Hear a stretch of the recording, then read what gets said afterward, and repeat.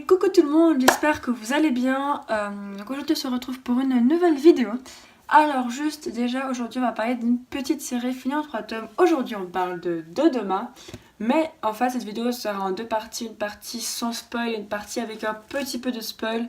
Tout simplement parce que cette série en 3 tomes tourne autour d'un truc. Et je pense que je dois laisser en fait ceux qui veulent vraiment pas se faire spoiler, ne vraiment pas se faire spoiler. Et ceux qui ce petit spoil ne dérange pas, ne dérange pas. Je vais d'abord faire une partie de mon avis vraiment sans spoil, très light. Il n'y aura pas grand chose parce que vraiment tout tourne autour de ce spoil là en fait.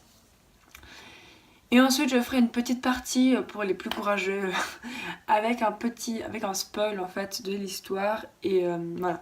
Donc je séparerai bien les deux parties pour que si vous ne voulez pas voir le spoil, vous n'allez pas le voir. Donc voilà.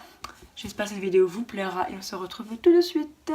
Donc Dodoma est un manga de Jun Shiraishi publié chez les éditions Comico. Donc il s'agit d'un seinen de type aventure fantastique fini en 3 tomes et nous avons donc bien les 3 tomes chez nous. Alors déjà on va vous montrer les couvertures qui sont vraiment magnifiques. En fait en gros les couvertures se déplient, elles sont vraiment belles. Ma préférée va au tome 2 qui est genre trop beau. En plus je trouve ce personnage trop stylé. Et la dernière qui est aussi très sympa, mais que je sais pas pourquoi j'aime un peu moins que les deux autres. Donc alors mon avis déjà sans spoil, donc bon déjà juste avant de commencer on va vous parler des dessins et des pages couleurs. Alors la page couleur du premier tome je l'ai pas trouvé géniale, enfin voilà je pense c'est pour montrer que les deux frères, enfin voilà c'est pour montrer un truc, mais moi j'ai pas trouvé très belle. La couverture du tome 2 est déjà, la page couleur du tome 2 est déjà beaucoup plus sympathique. Et celle du tome 3 est vraiment trop choupinette. Voilà. Donc pour mon avis, sans spoil, déjà on va suivre donc déjà deux personnages, Mana et Shino, qui sont deux frères, dans un espèce de monde qui... un monde qui s'appelle Orbis en fait, qui est simplement un monde au milieu il y a un arbre, l'arbre de la vie. Donc de cet arbre, il y a tout qui vient de cet arbre, l'eau, la nourriture, les habits, enfin voilà, donc il y a un peu des crevasses et au milieu il y a l'arbre, c'est assez stylé. Et en gros, on va suivre Mana et Shino qui vit mais tranquille, jusqu'à que boum, un jour il y a un gros problème, tout s'effondre un petit peu et de là en fait va commencer une aventure un petit peu, une aventure dont le seul but est de sauver un des deux frères. Donc ils vont rencontrer d'autres personnages, trois garçons et quelques personnages blancs, dont Olivia et Chloé qui seront leurs grandes alliées. Donc moi personnellement, voilà, ça c'est la vie sans spoil. Et la vie sans spoil c'est que moi j'ai vraiment beaucoup aimé, j'ai adoré cette série, enfin à la fin j'avais les larmes aux yeux, je vous préviens, j'étais tout émue, tout émoustillée, je trouvais ça tellement bien et tellement triste à la fois et j'ai tellement ragé. Mais ragé dans le bon sens, tu vois, j'ai ragé du style non mais c'est pas possible, pourquoi ça arrive ça, je veux pas. Donc voilà, c'était un rage, je sais pas si ça se dit mais voilà, c'était une manière de rager positive, mais j'ai quand même ragé.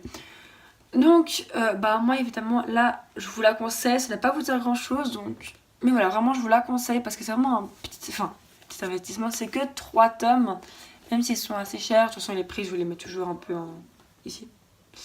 Là c'est assez cher, moi j'ai vraiment trouvé cette série géniale et il y a un très beau travail d'édition, c'est très sympa, les dessins sont magnifiques, de toute façon vous aurez des images, les dessins sont magnifiques, vraiment super sympa, une série que je vous conseille vivement. Donc voilà, donc si cet avis là vous a convaincu d'aller acheter, allez-y. Si vous avez déjà lu la série ou vous voulez en savoir un petit peu plus, ne vous inquiétez pas, je ne vous spoilerai pas non plus toute l'histoire. Juste un point que je vais dire qui est quand même un peu un point de quand tu lis le manga, mais c'est pas tout. Donc voilà, donc je vous dirai juste ce point là pour pouvoir développer un peu plus. Mais je ne spoilerai pas plus, enfin je ne ferai pas un monstre spoil. Donc ceux qui sont restés, vous êtes prévenus, vous allez vous faire un petit peu spoiler. Donc en gros déjà ce qui est important de dire c'est qu'en fait ils vont se faire attaquer, donc ils vivent leur vie tranquille et du coup ils vont se faire attaquer à beaucoup de morts et ils vont se faire attaquer par un autre peuple en fait parce que de mémoire ce peuple il a l'impression qu'il a toujours vécu là en fait et qu'il y a des tremblements de terre. Et en fait tu vas apprendre que Orbis c'est pas vraiment, c'est très difficile à expliquer. Orbis, c'est pas vraiment une planète. En réalité, Orbis, c'est un espèce d'être qui se meut, en fait, qui bouge. Et quand t'apprends ça, déjà, t'es sur le cul, tu fais quoi? C'est quoi ça? Et c'est juste génialement fait, c'est trop bien fait. Le dessin sert, enfin, évidemment, une image, c'est trop beau. Et en fait, de là, on va avoir plein de problèmes. Déjà, parce que ils vont commencer à se battre avec un autre. Du coup, c'est un peu la galère. Donc, ils vont se battre. T'es là, bien, c'est pas très cool, ça.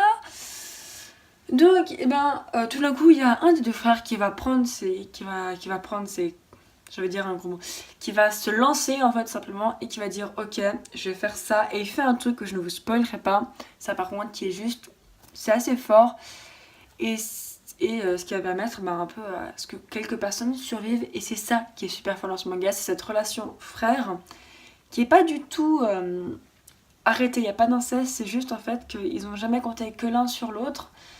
Et du coup, on a donc Mana qui est un personnage très vivant, qui saute partout. Et on a en même temps Shino qui est un personnage très calme et qui n'a jamais rien demandé en fait simplement. Et il y a une scène qui m'a fait lâcher ma petite larmichette quand Shino fait enfin un petit caprice. Et c'est un caprice qu'on va vraiment lui pardonner très vite. Parce que voilà, c'est un caprice tout à fait normal. Donc pour ça, j'ai trouvé cette série géniale. Et voilà, c'est vraiment un léger spoil, comme vous voyez, mais... Le fait, ça va lancer toute une enquête parce que déjà, donc, parce que ce monstre a un lien avec Chloé et Olivia. Et donc, il va se passer qu'ils vont vouloir aider ces personnages, ils vont se lancer dans un truc et tout, et c'est juste génial. Et la fin, en fait, elle est d'autant plus rageante et d'autant plus belle quand tu sais que... quand tu sais ça, en fait, tout simplement, quand tu sais que tout ce que c'est... Quand tu sais que ses frères, ils veulent être heureux, et la fin, elle est belle, mais un peu rageante, quoi. Donc voilà, franchement, c'est une série que je vous conseille à 1000%. C'est du très bon. Moi, j'ai beaucoup aimé. La fin, j'ai trouvé pas justement rapide. C'est une fin qui malheureusement est une fin. Et c'est pas comme dans certaines séries style Atlantide où t'es là, non mais ça peut pas se finir. Là, la fin, elle est satisfaisante. Là, la fin, tu dis ok, c'est fini. Enfin, tu rages, hein. Moi j'ai ragé, mais tu dis ok, la série peut se finir là parce que il y a une logique à ce qu'elle se finisse là. Donc pour ça, j'ai adoré. Puis voilà, je vous conseille vraiment cette série. Je vous dis à bientôt pour une nouvelle vidéo. Je vous remercie de passer le cap des 10 abonnés. Ça peut paraître rien, mais pour moi c'est déjà beaucoup. Donc voilà, merci à vous et continuez cette aventure. Je vous fais des bisous et je vous dis à bientôt pour une nouvelle vidéo. À vous les studios.